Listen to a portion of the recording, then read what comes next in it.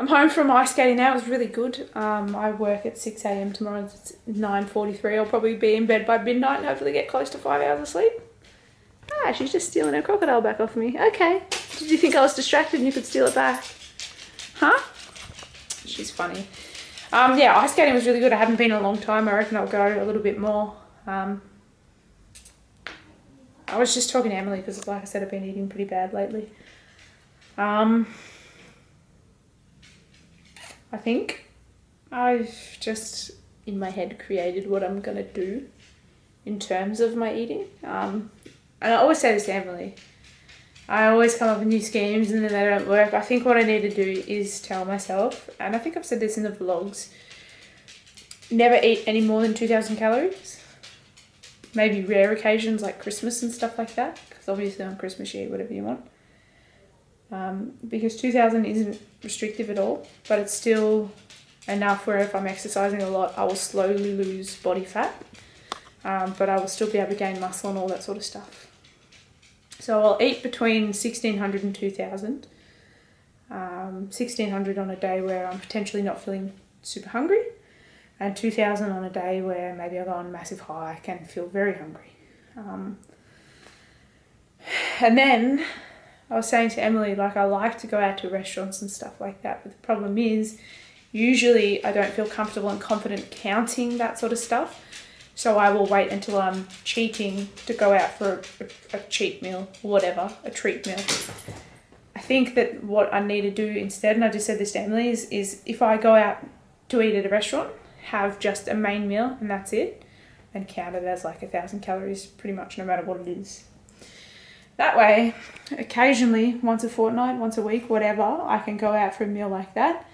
I currently often, when I'm being good, go to a cafe around the corner and get smashed avocado. And I can have that and it, you know, my mind's very all or nothing. If I have one bad thing, I have lots of bad things. So I think if I do it in this way, it's going to mean, one, I'm not drinking alcohol pretty much ever, which is good because it's empty calories and I don't like the way I feel when I drink. And it will mean, number two, that I won't be depriving myself as much if I'm eating more. I'm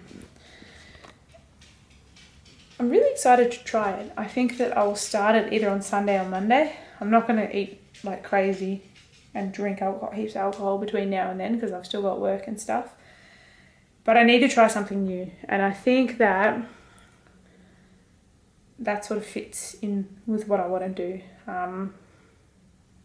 Gives me a little bit more flexibility. Like I said, it means I'll still be losing small amounts of body fat over the months, but it also means that if I stick to that way of life, besides for the very rare occasions like, you know, Christmas or, you know, say Emily and I go away for a weekend, but even then, probably not. Because I think that if I can do that, what will happen is I'll equalise and I'll be able to slowly lose the body weight and eventually I'll get down to what I'm supposed to be at, like 65 kilos, which is about 10 kilos away from me.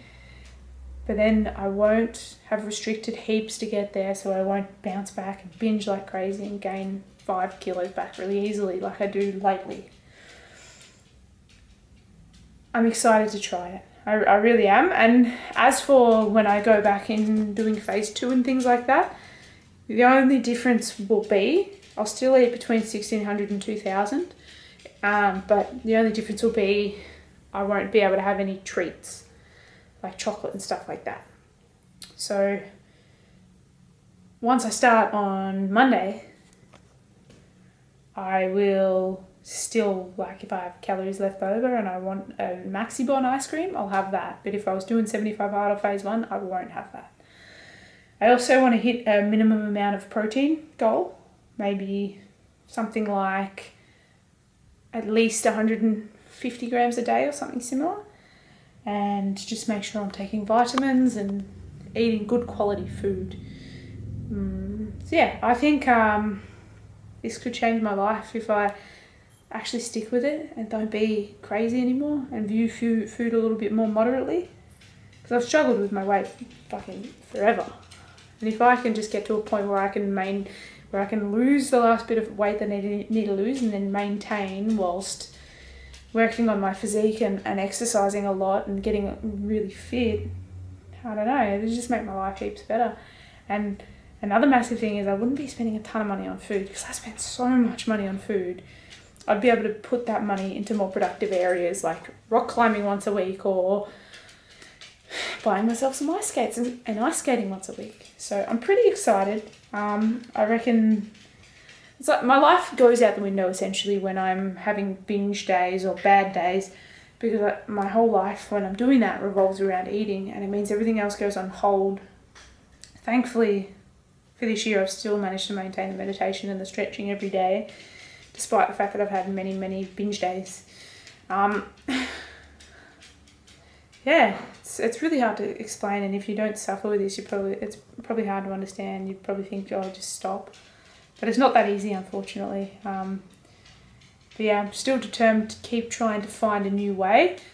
As for the not drinking alcohol, to be quite honest, I don't really enjoy it that much anyway, and I have plenty of fun when I'm sober, so yeah, it could be good. Anyway, I've rambled for 6 minutes about this. I'm going to stop and enjoy the rest of my night. Thank you for watching. Hope you're doing well. Take care, and I'll see you tomorrow. Bye.